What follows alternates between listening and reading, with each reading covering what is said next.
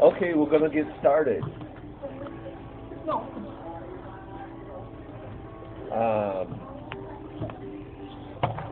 The witches around the country are again casting a spell on Trump. This is the second month of witch casting spells on Trump. This time it's from April 24th to May 23rd.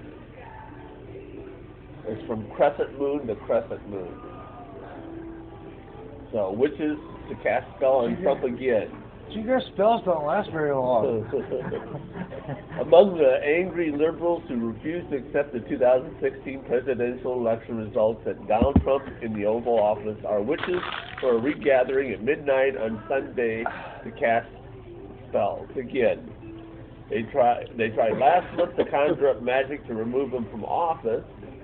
Witches and exorcists and occultists say they again will cast a binding spell designed to bind Donald Trump and all who abet him.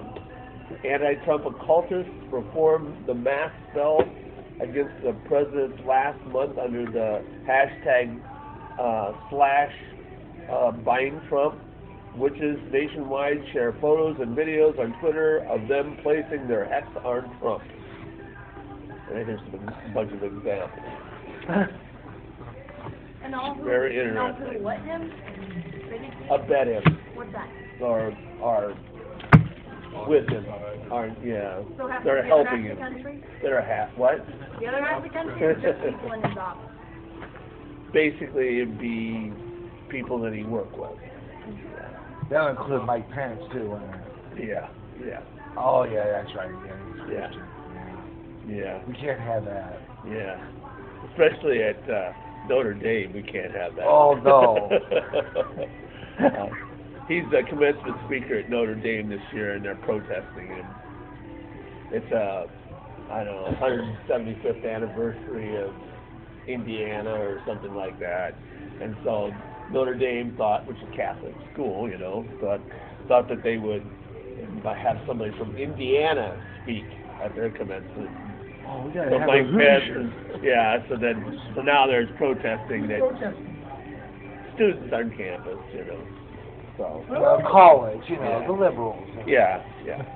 So I dealt with those, believe me, when I went to Blackhawk. Well, speaking about colleges, everybody probably has heard of MIT. Yep. Yeah. Massachusetts. Wait. What?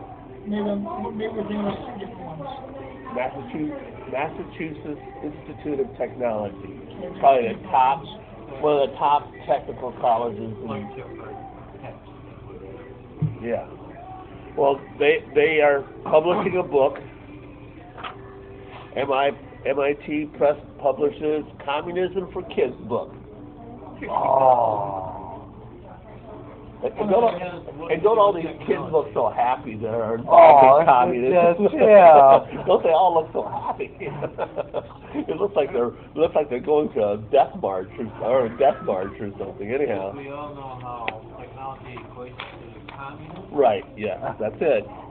MIT Press is out with a new book that teaches children the tenets of Karl Marx with fairy tales, which I don't see a lot of separation there.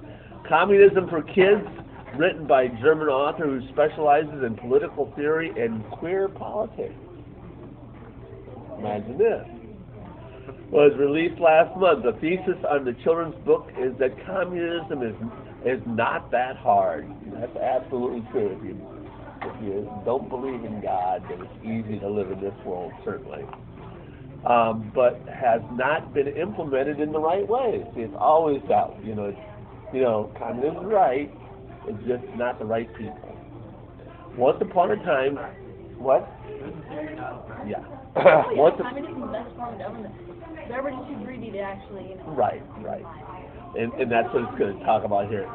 Once upon a time, people yearned to be free from the misery of capitalism. How could their dreams come true? A plot synopsis for the book reads, this little book proposes a different kind of communism, one that is true to its ideals and free from authoritarianism. Free from tyrants. Yeah. The book is full of cartoon drawings of lovable little revolutionaries that help navigate kids through the evils of capitalism. And then I highlight there. A portion of the first chapter is available online, offering insight to the tone of the book. Communism names the society that gets rid of all evil people suffer today in our society under capitalism. The first chapter begins, there are lots of different ideas about what communism should look like. But if communism means getting rid of all the evil people suffered under communism, then the best kind of communism is one that can get rid of most evil. I wonder how many Christians are going to go for that. I don't know. Of course, they do mention here that, not the book, but the article does mention that 100 million people were killed by communists last century. Probably half of them kids. That, could have probably used that book. That's how Anyway. communists.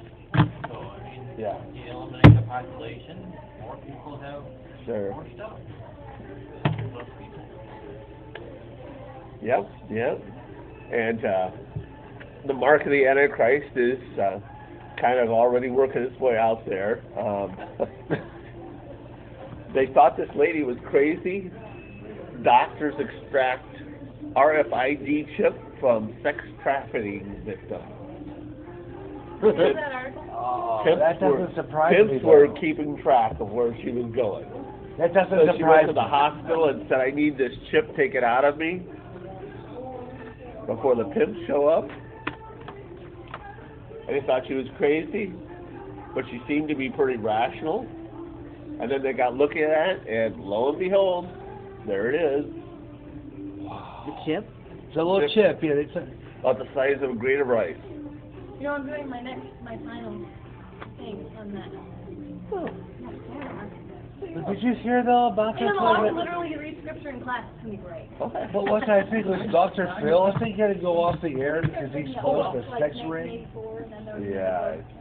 I saw the episode. Lori had it on, and all he did was expose a sex ring. I mean, there's no reason he was to be taken off the air for it other than somebody didn't like what he did and they're going to go after him. Okay. And I do it on my show. and we know that That's Facebook is tolerant.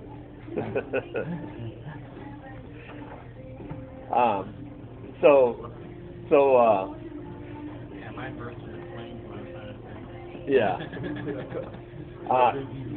Here was a post that was deemed not hate speech. Hunt and kill all white women. What? Hunt and kill all white women. Here's a couple. The first post was somebody. White women should be hunted and killed. Then they won't get white babies who think they own the world. Also, white women should be hunted and killed, and then they won't. Okay. That's Black Lives Matter's thought. Anyhow, here's the response from Facebook. Somebody complained about this. Thank you for taking the time to report something that you feel may violate our community standards. Reports like yours are an important part of making Facebook a safe and welcoming environment. We reviewed the comments you reported for displaying hate speech and found it doesn't violate our community standards.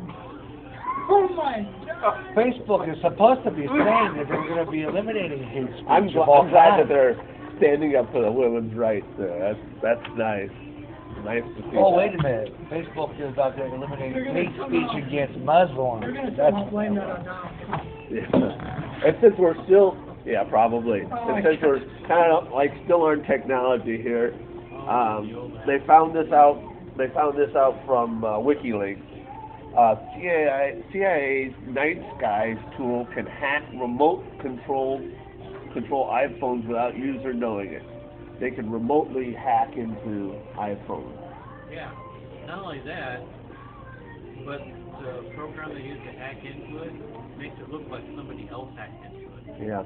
Yeah, I saw that. I saw that. I heard that. That's the reason why they think this whole Russian thing is a big hoax. Yeah. And now, there's always articles about, you know, because ever since Trump got in, that the New World Order really is not going too well. And so, that's a bad thing. McCain's New World Order is under enormous strain. Just not, John McCain is just not going really well. We gotta, that's terrible. We have to have a pity party for it. Yeah. You know what they need for that, Ron? Is a What? strong leader. They need a strong leader to get things in shape for that. Yeah, I know. Somebody likes the Antichrist. Oh, I was saying him. Oh my gosh. And then, well, this is part of it. Says that the New World Order is under enormous strain and a titanic struggle with forces of radicalism. We can't stand by and lament. We've got to be involved, said McCain, who is now chairman of the Armed Services Committee for the U.S. Senate. Quoted by EU observers, European Union observers. And then China. European Union. China's vice premier sees unstoppable momentum for globalization. They're kind of all for it because they think they're going to be like in control. They're for it until they get cut out. But anyhow, the river of globalization and free trade will always move forward and with unstoppable momentum to the vast ocean of global economy. So they're a lot more positive about one world government because they're doing well, by the way. Okay, the next one here, this is under the Ezekiel chapter 38. Okay, first of all, this is after the United States bombed Syria airport. Red line, Putin says Russia and Iran will respond with a real war in any further strikes in Syria. A real war.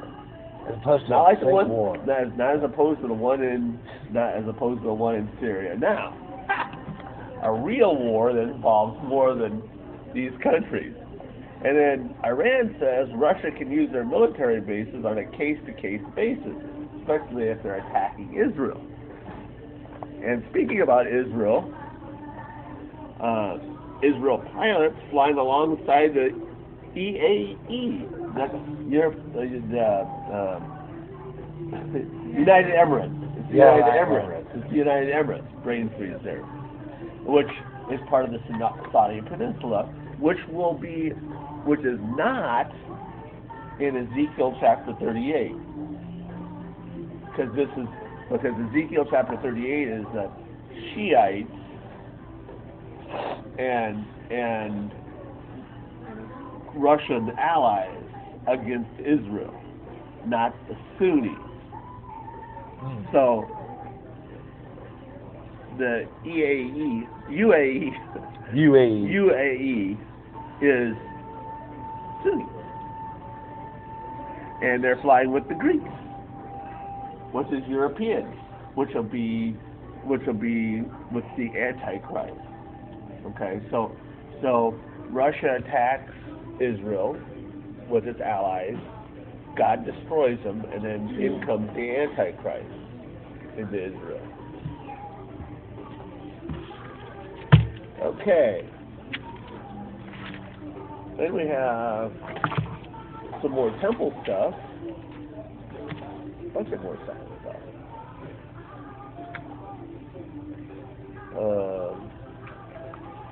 Some more temple stuff here. Russia recognized Jerusalem as Israel's capital with a catch. And that is, they're recognizing Israel's capital as Jerusalem, but only the west half of Jerusalem. The east half goes to the Palestinians. Hey, they want They want their hand in it still. Yeah. Anyhow, they said that they're willing to give Israel the western capital, the western half of Jerusalem as the capital if the Palestinians get the eastern half.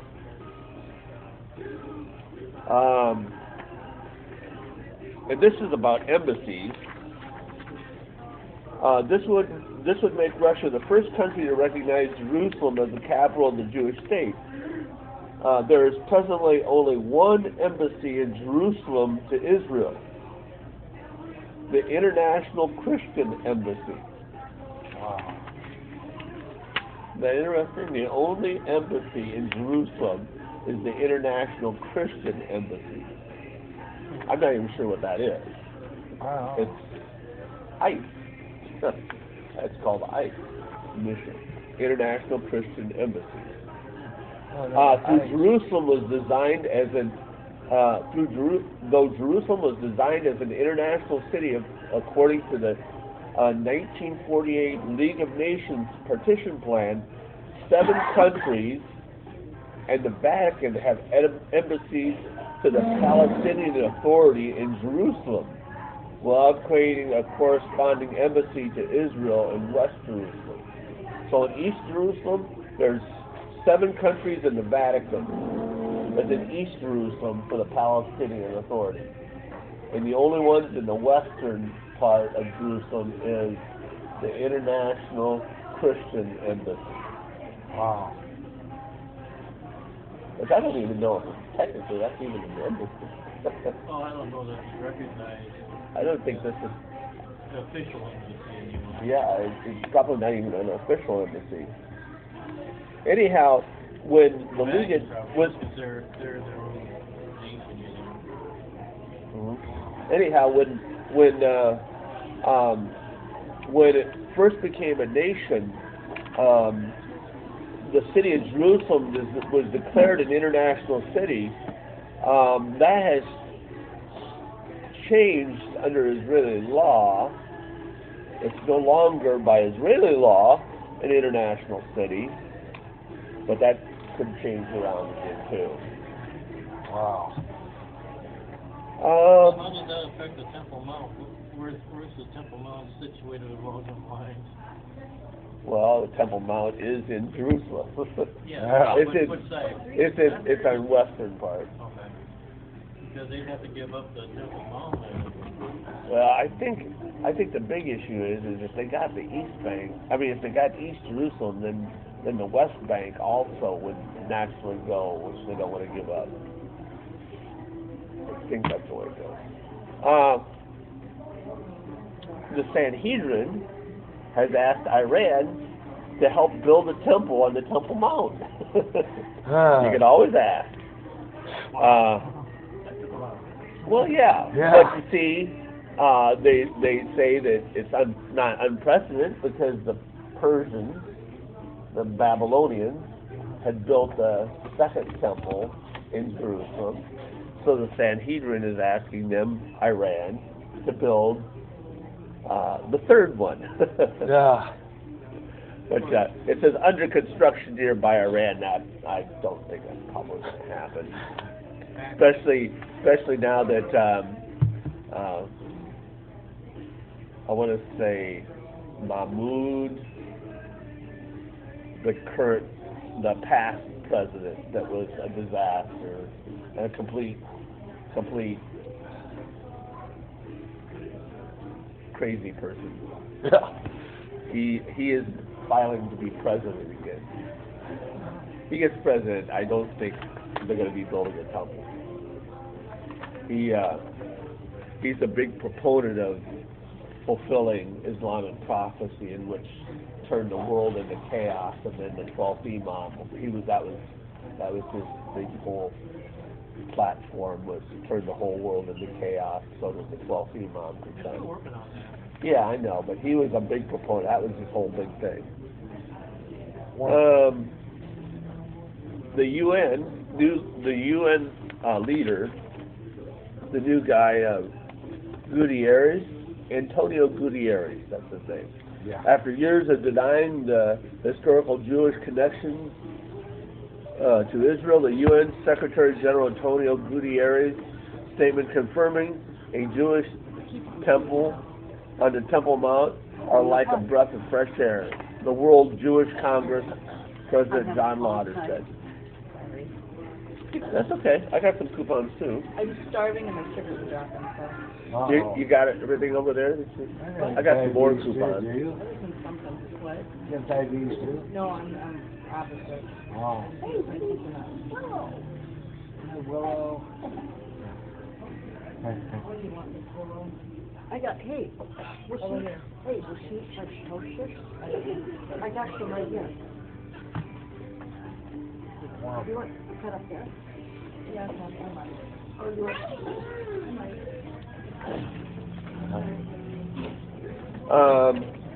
Last year, 20. This is common, actually. It happens about every year, but out of 26 resolutions passed in the UN, 26 resolutions passed in the UN, 20 of them were against the nation of Israel. Actually, I've seen even higher than that in previous years. But 20 out of 26 resolutions were against Israel. So, I mean, you know, probably Donald Trump gets more credit on the mainstream media than Israel does in the world, okay? Yeah. But anyhow, Gutierrez says that he doesn't see a reason why the Jewish people can't build a temple there. Gutierrez said while he couldn't prevent the UN Human Rights Council from passing anti-Israel resolutions, he's committed to act impartially on all matters relating to Israel and the Middle East. So, there's probably finally a guy that's somewhat reasonable in the UN concerning Israel. And then last Monday, they actually sacrificed a Passover lamb.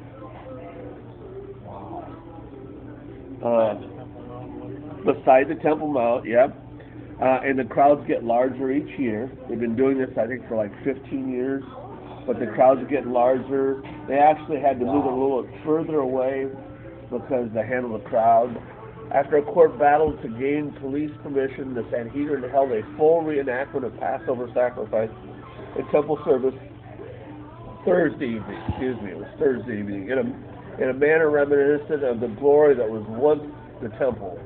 This year, the ceremony was closer to the Temple Mount, where the service would take place if the temple were standing than ever before. For the last 15 years, okay. Wonderful. All right. For the last 15 years, the Sanhedrin has hosted a full-dress reenactment of Passover sacrifice in Jerusalem. With humble beginnings and intended more as a public lesson, the ceremony has grown every year, and more people attend the ceremony. It's developed into complexity, becoming more like the actual ceremony of the temple. On Thursday, the priests dressed in special garments that adhere to the biblical requirements and performed the ceremony accompanied by musical instruments specially prepared by the Temple Institute for the use of the Third Temple. A lamb was sacrificed under supervision of the representative of the government veterinarian ministry and subsequently roasted as a mandate by the Torah.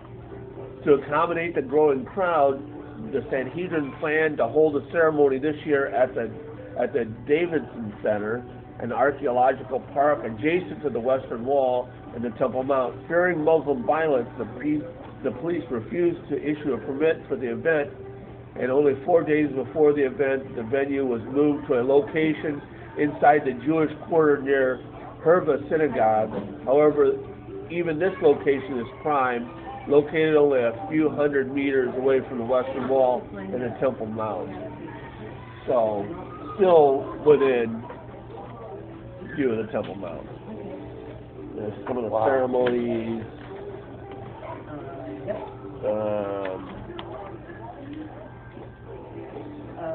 There's the altar.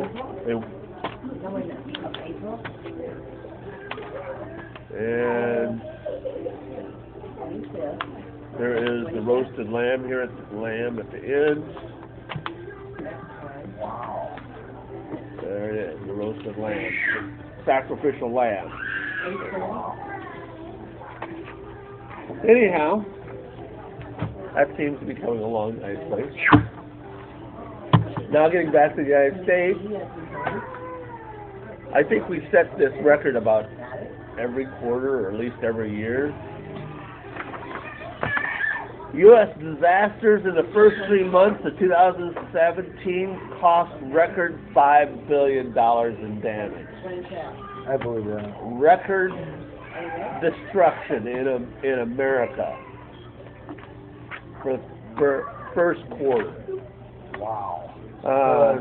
The Nationals for Environmental Information said that there were 5 weather disasters in January to March, which cost more than $5 billion, a record for first quarter of the year. A record. Well, for what tornadoes and that. Yes.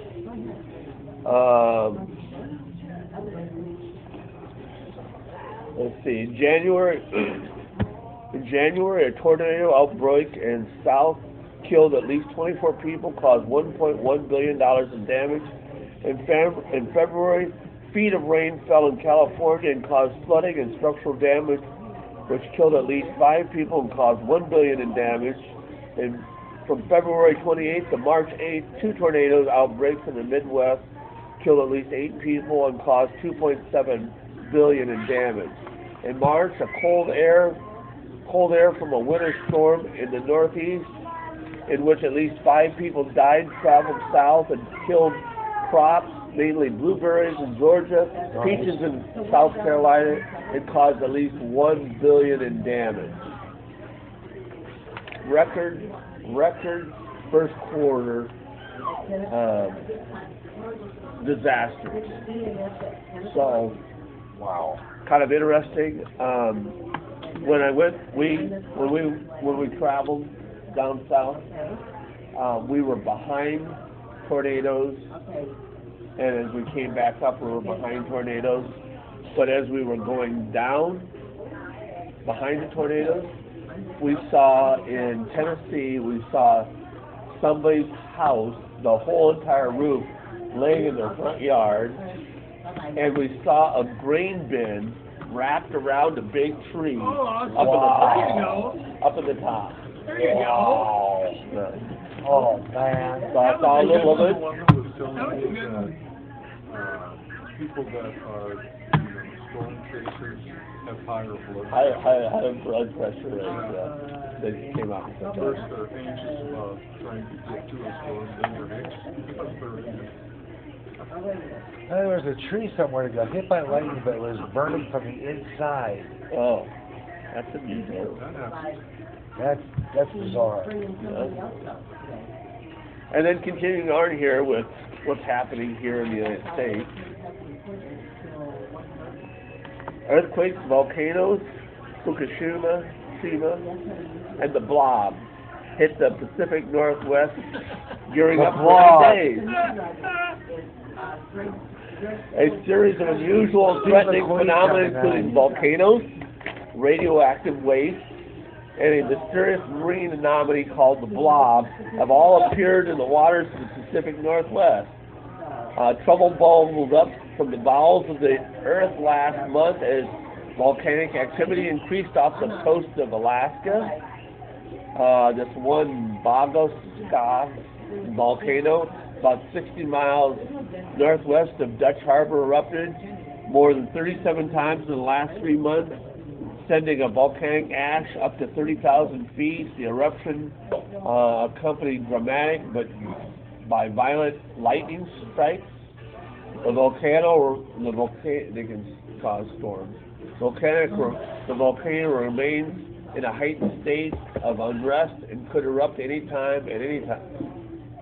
at any time.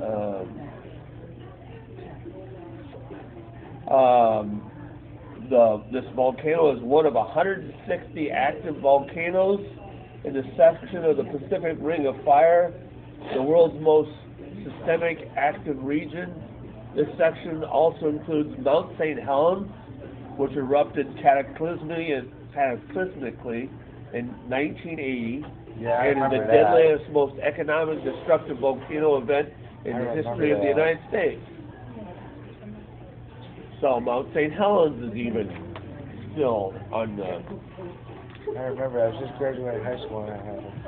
And this I find, One question before we go on. go ahead. How many people here have seen the original blob? I have. You mean I have. Steve I have. McQueen? I That's a have. better version of it. They had a remake of that later on, and it was bad. And I got a television movie. The original blob. Are you talking about like, found a lot more Beware of the friendly. blob. are you talking about like tar? No. No, this is an old science fiction Sci-fi movie, yeah. From probably about, what do you think? 1958. Yeah, I guess, yeah. These two are... Black and white. Yeah. This thing, now, I live in color. This thing comes over people. They just disappear. Look for it if you have a Roku or anything like that. Look for it. It's more than likely on YouTube. It wouldn't surprise me. I didn't read like that. Yeah. Yeah. I think it was the remake. I don't think I've ever seen this either. My imagination's The theme song became a hit record too. I think it did. I can't remember the theme song. Anyhow, two articles. Scientists warn the coming California megaquake could plunge large portions of the state into the ocean. I've seen that one. Okay. Yeah. They've always talked about, like, big earthquake comes, you know, California can fall in the sea. That came from, like, the 70s, actually. Well, anyhow, what... Yeah, I know. And wasn't there a movie come out like about 10 years ago called Megaquake? Yeah. Apparently Davenport was supposed to be in it. And it was about an earthquake that went all the way across the United States practically. Yeah. I remember that movie. It was Well, anyhow, Sci-Fi on Channel, I think. they've discovered, looking at sediment, and they've discovered that in past, huge portions of California fell into the ocean. And the reason why they found it is that they think that in previous times, that the whole West Coast could drop a minimum of 3 feet. A minimum of 3 feet. The whole West Coast could drop 3 feet. And the way that they discovered it, not only from the soil, but also they discovered that previously there was evergreen trees that was above the water level, and when the land dropped, the salt water went over the roots of the evergreen trees, and it killed the trees. It killed all the trees. So they have this evidence of the evergreen mass kills because the salt water went over the roots and killed all the trees. So they have, like, they just discovered this, that they have now some real proof that huge sections of California is capable of falling right into the water. Wow. So a minimum of 3 feet. And archaeologists are saying around the world that the earth is softening or something, and it's going to cause a world earthquake. Well, the outermost crust from the moon is actually getting thinner. Right. And two things fit in the Bible. Number one, all these survivalists heading to these islands. Islands will not fare well in the last days. Islands will not fare well. As a matter of fact, if you go to the mountains, that's not necessarily a good There thing goes either, Hawaii. because mountains are going to collapse also. There goes Hawaii. That's a good point. This is a really good area. For now. So far. So far. But I also kind of have a theory. That, you know, when you look at the New Madrid earthquake fault line that happened over 1811 and 1812, there was 75 miles of each direction. The land went down and new land popped up. So if islands go down and mountains fall in, something's going to pop back out. So, that's just a little theory there. and then there's this. What? No, I'm just saying that if geologically, if land goes down, something's going to pop back up. You know. What do you think it'll be? Well, in Missouri, lakes actually popped up. Wow. You know, ground went down and lakes popped up, formed lakes. Some of the southeastern lakes in Missouri are from the New Madrid earthquake fault. So it actually popped up lakes, but the ground actually turns under, and no one survives 150 miles. 75 miles each direction of the Mississippi River. And what's significant about that is if the New Madrid earthquake fault line hits again, then the two big cities that would be in serious trouble would be Memphis and St. Louis. Because they can literally go right under the ground. No one survives that 150-mile perimeter distance of the earthquake fault line, both directions. Well, what's interesting is the solar X that comes from this year to 2024, the 7-year period that we talked about previously. The town that's in the cross X, the actual epicenter of the cross X, St. Louis, Missouri. Uh-oh. Man, and they're There's so redoing key your... theory to come back They're up doing a here. lot of construction I on know that the arch. They spent so much money on that arch. The arch Yeah. is just, I mean, it's going to be magnificent, yeah. but it's going to come. Yeah. But anyhow, I'm just kind of interested. How'd you know about that? How'd you know they were doing construction on it? I'm actually a big fan of St. Louis. Not the sports team, but Right. I'm not either. I'm not a sports I'm not either. sports team fan. I'm a Cubs fan, but St. Louis don't like me. and finally, I got last couple stories. New title for the Blessed Mother. This comes from the National Catholic Register. National Catholic Register. New title for the Blessed Mother. Oh, that's a good picture of that.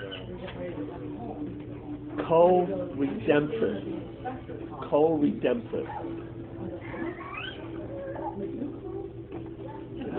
Let's go on. Sun glare on it. Okay. Co-Redemptress. Mary, the Immaculate Virgin of the Nazareth, through her free and feminine yes, consented to the conception of the divine Word in her womb by the power of the Holy Spirit, and thus mediated the one mediator, 1 Timothy 2:5, to the world, bringing salvation to the human race. So now they want to try to get her as the title of co-redemptress, or co-redemptor. Wouldn't it be like redeemer? Yes, redeemer. Co-redeemer. It wouldn't have any price anymore than you would just go to Mother Mary. And this is not a new idea, of course. Fascinating. It's not a new idea, but they're trying to get her to actually have that title, co-redemptress. I don't Well, because Vatican II kind of muddied the waters. They said that she was the co-redemptress of the human Jesus, but they want a little bit better definition than that.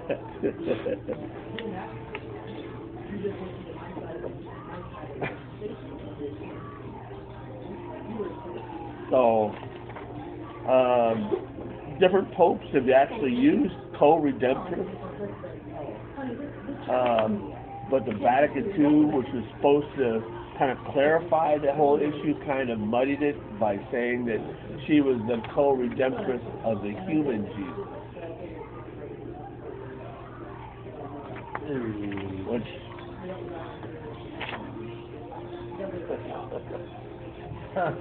but anyhow, Parent Mary's trying to get a new title.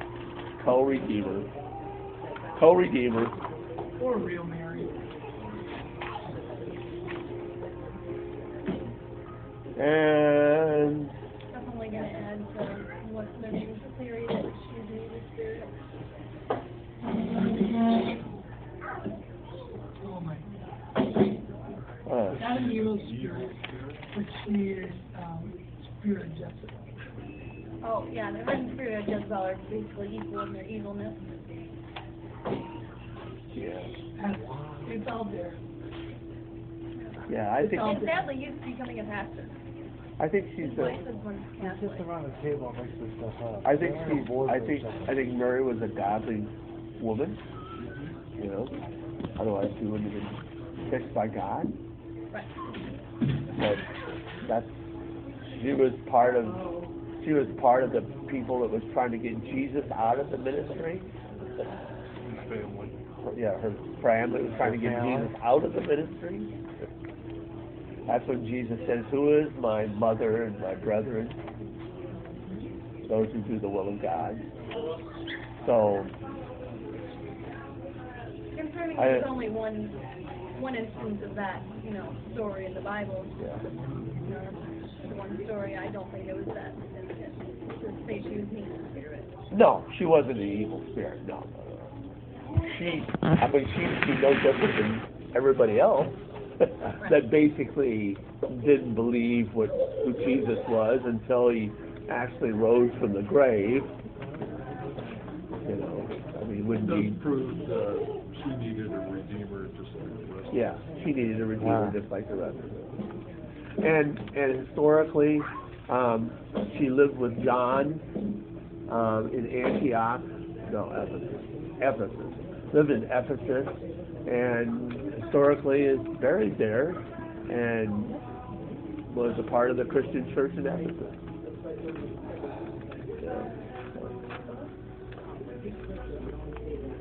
Anyhow, that gets us to a little on my trip. I went. I've always wanted to see the Mayan pyramids. I have there's a couple of odd things.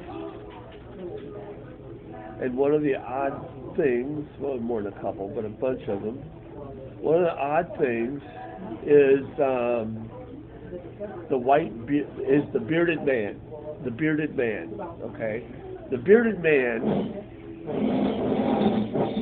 appears in a number of ethnic groups and groups in North America, Canada, including that, Alaska, North America, Central America, and South America. And they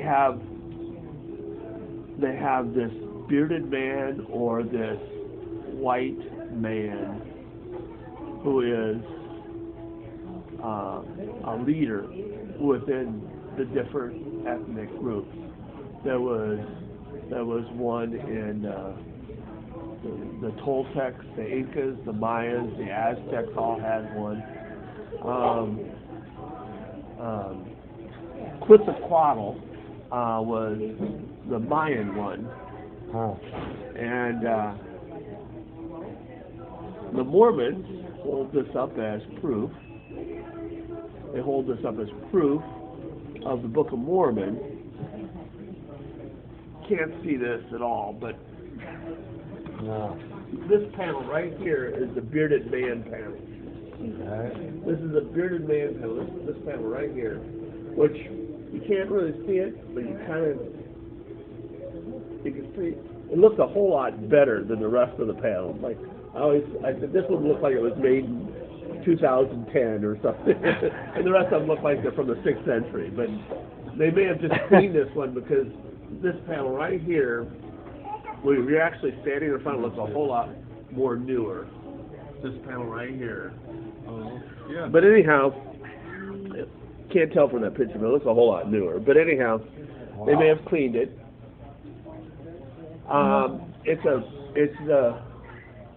It's a picture of Quetzalcoatl, bearded man, and he is part serpent, also with feathers. It's actually a serpent bird god. Okay. Wow. Now, the Mayans didn't have beards. They didn't have beards. So this is somebody outside of their area, probably. I would imagine. Doesn't even look Mayan. So he is the god of goodness and wisdom. He taught the mysteries of the heavens. He taught the laws of mathematics and astronomy. He taught the skills of being an artesian stoneworker. He believed in purification through human sacrifice. Wow. And that immortality awaits all those that are pure to the Mayan religion. He had an immaculate conception. He came to the throne around 29 years old. He performed miracles. He ascended to heavens at his death and will return again to bring a golden age. Now,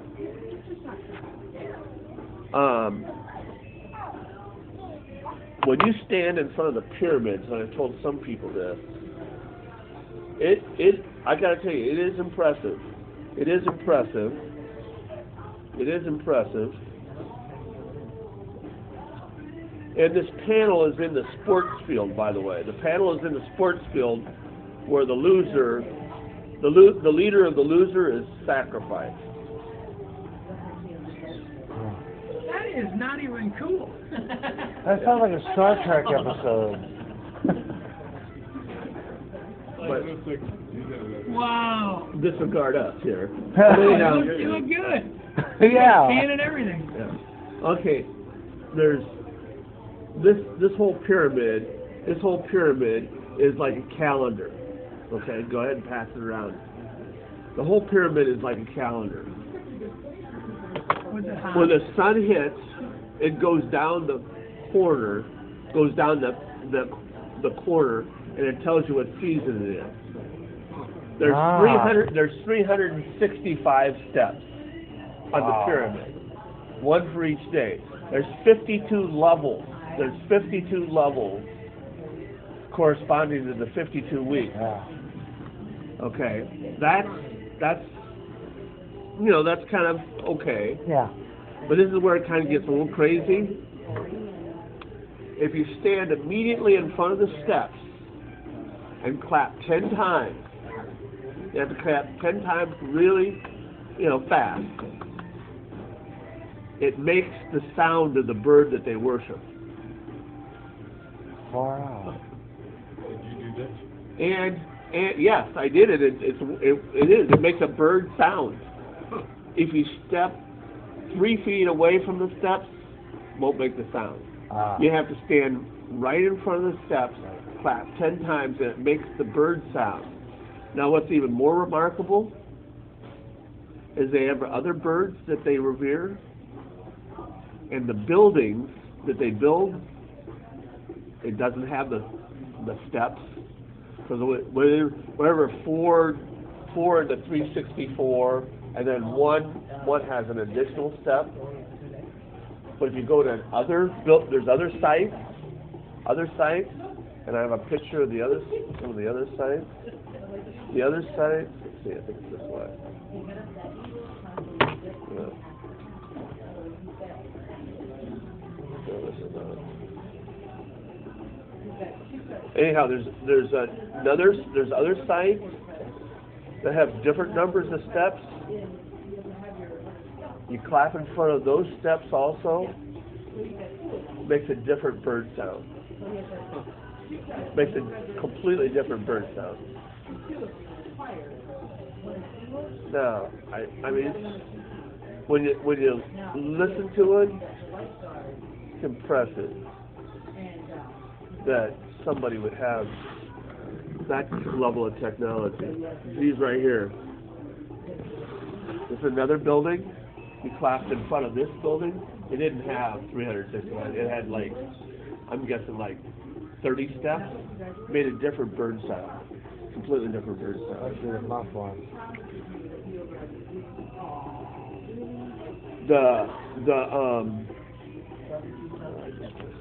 The place where the bearded man was at,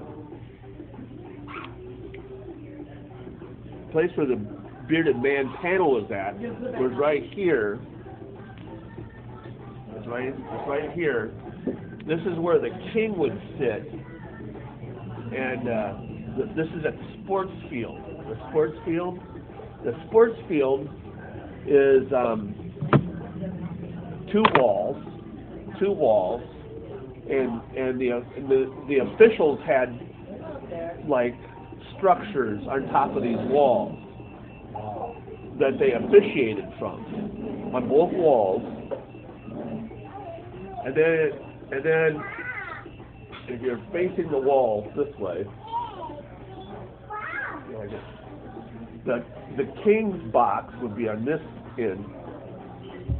The VIP's box would be on the other end. And the king's box, behind the king's box, is the bearded man panel. Now,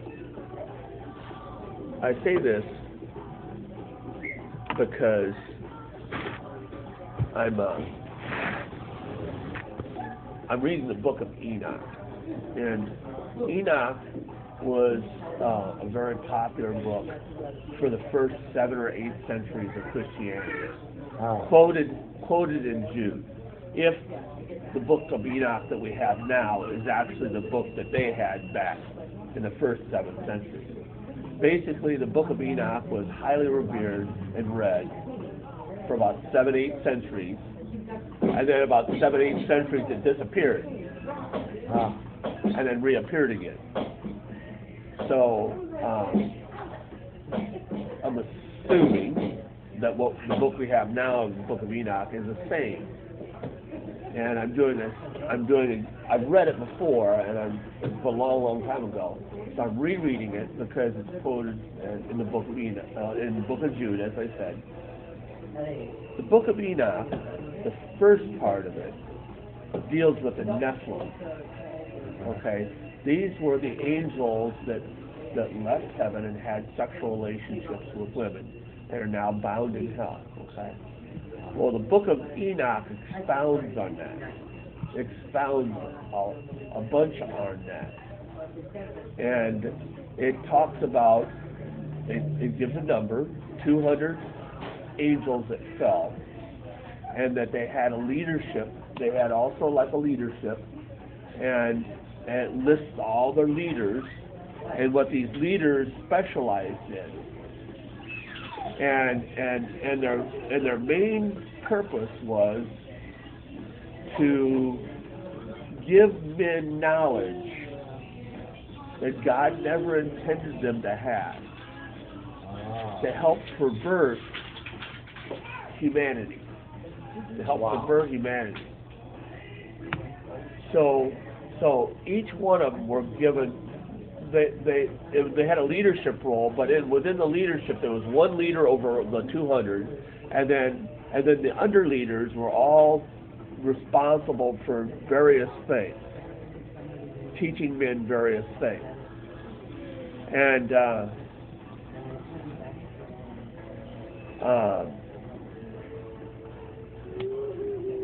Quetzalcoatl is a serpent feathered god.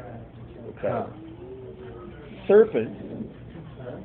Serpent because, well, I think it has to do with the Satan, to be quite honest with you. But feathered also, is they were revered birds because they flew up into heaven. Okay.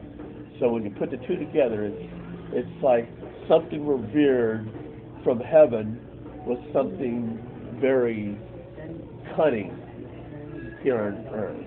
Wow. So, and this, what you see, these stone ruins, were all painted. And it was yellow, white, red, and blue.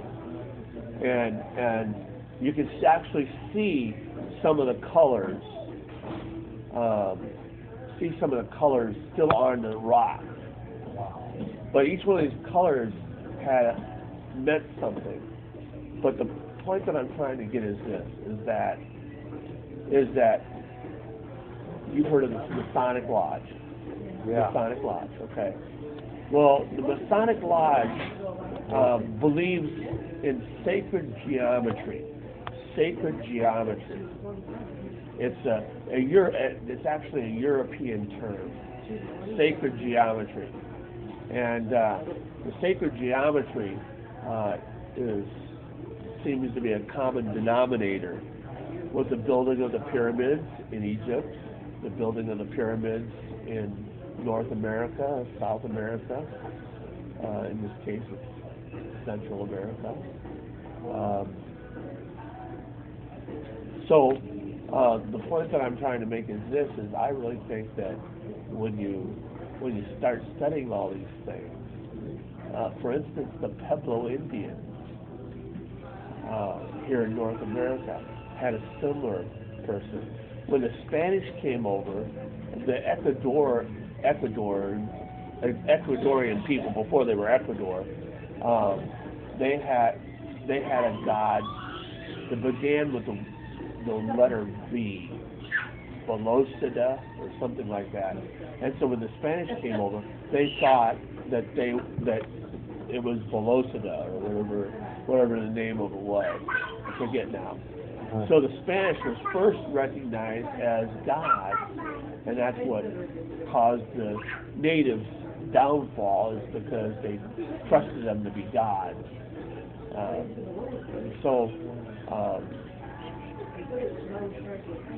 The point that I'm trying to make is this: is that I think that all these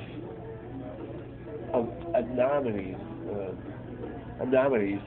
to these different religions, and all having to do with white, bearded people, is, I think, actually people that have been taught by the Nephilim, or actually the descendants of the Nephilim, that because, you know, even today, you could not duplicate, with all of our technology, you could not duplicate the building of the pyramids. It's so precisely accurate that even now we can't duplicate it. It's like when we build a skyscraper, you think that that's, pretty accurate and level and straight, but compared to the pyramids, they're not. That's how accurate they are. And I really think that these are all signs that there's a common thread through Satanism, through the Mormon Church, through these native religions of occult things. Yeah. The whole thing about the Mormons, because you can go to Cancun can go to Cancun and take a Mormon tour, which, to be quite honest with you, would be better than taking the tour that I took. Because number one, it's closer, and number two, it's longer. But I didn't take the Mormon Cancun tour. But it's the Mormons out there trying to prove the Book of Mormon. But the truth of it is when, nowhere in the Book of Mormon does it talk about human sacrifice as the official, religion of the pure. But also in the Book of Mormon it talks about mechanisms and a lot of things that have never been found, both in North America and in Central America. So the Mormons are big at showing these Mayan temples as proof because these are basically Antichrist.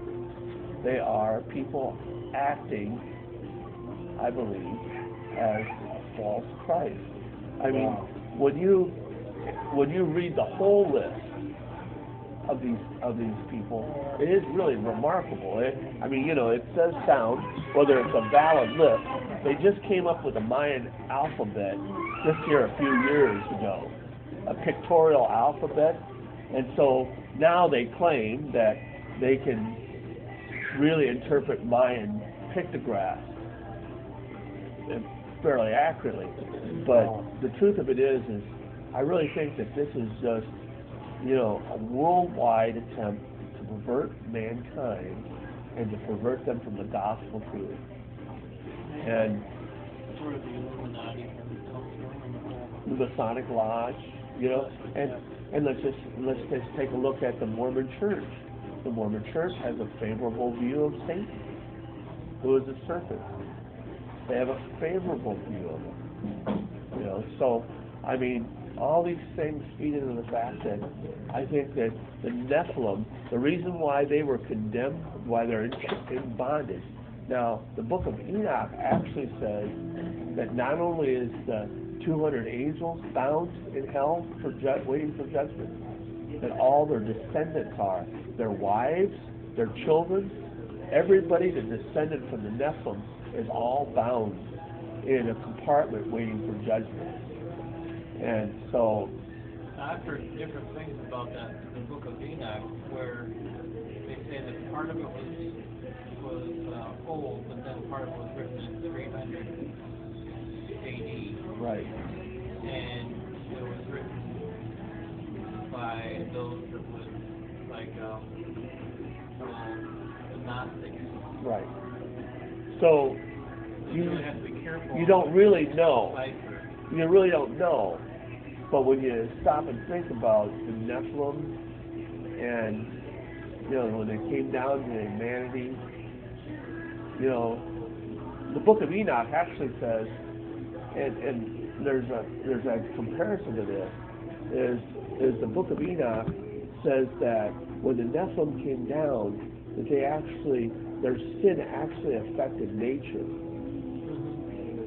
Their sin actually affected nature, which I also believe from Adam and Eve. Wow. And that's where you get things like the Wiccans and such like that. They can claim they can manipulate nature. So, what I find interesting is I think that is the fact that there seems to be like some sort of knowledge that these people had that is really remarkable.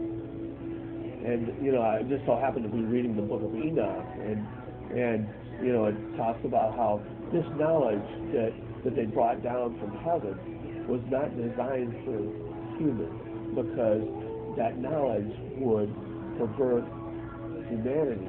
And when you think about it, when God instructed Adam and Eve, yeah, exactly. So I mean, this is not such a stretch.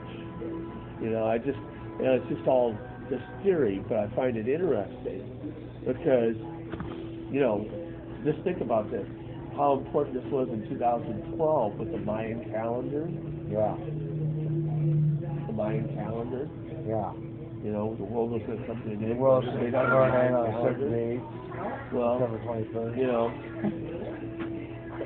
So, Nothing happened. well, but then of course, you know, you got to rewrite it, you know. But some people said it was the end of the world. Other people said it ushered in a new age. Yeah. And then we're living in that new age. So, anyhow, I just thought, I found that a little interesting. Like a disaster, they take that movie out of. What? Wasn't a disaster, they take that movie out of 2012. Yeah. I thought it was a pretty good movie. Isn't 2012 the one where they all have a clothes?